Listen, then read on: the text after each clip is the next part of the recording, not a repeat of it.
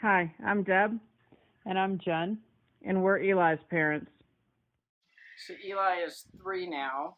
We found out at his 18-week ultrasound that there was going to be something that wasn't quite right.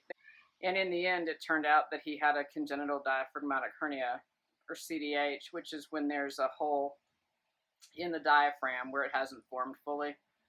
And all of the contents from his abdomen migrated up through that hole, and it inhibited lung growth, pushed his heart all the way over to the right side of his body.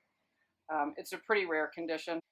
Unfortunately, the survival rate is typically about 50% in the US. So they gave us that warning. We looked all over the country to find the best CDH care and ended up, 30 minutes away in Denver Children's with a world-class team up there and some of the best survival rates. But it was still a hard road. He was born. He had a team of 15 or 20 doctors waiting for him, specialists.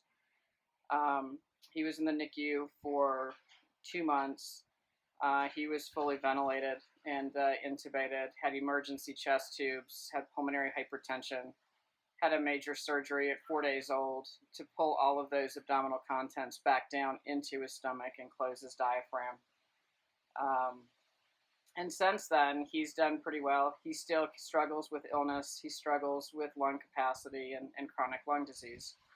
But the care that we received at Children's, they're one of the few places in the country that I think really give parents hope and treat that condition individually based on the patient.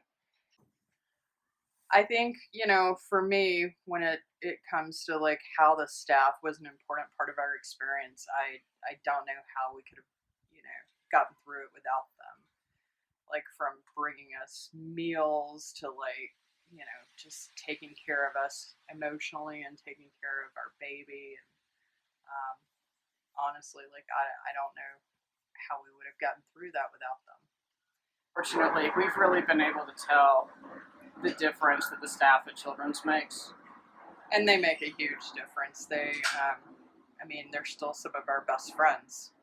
We see them on a regular basis. So I remember the time we actually left, because we didn't ever do that. We would never leave the NICU. And so one of our nurses in particular scheduled us on a date. We canceled. She made a reservation. She made a reservation for us to go eat dinner to get out. Told us we had to leave. We couldn't. We finally left, maybe 3 or 4 weeks later.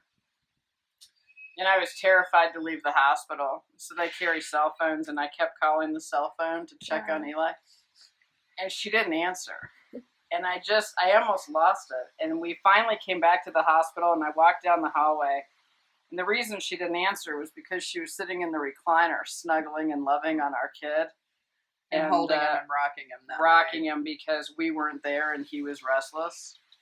And she literally rocked him for 2 hours and just loved on him. And that's not something that you see most places, and not anything that we've seen in any of our other hospital visits since. Even though staff has been great in other places, it's been very different. I think it was more of a personal relationship with all these people. It's become a family. We still, every time we see these people, if we don't say it first, they say we love you. We hug.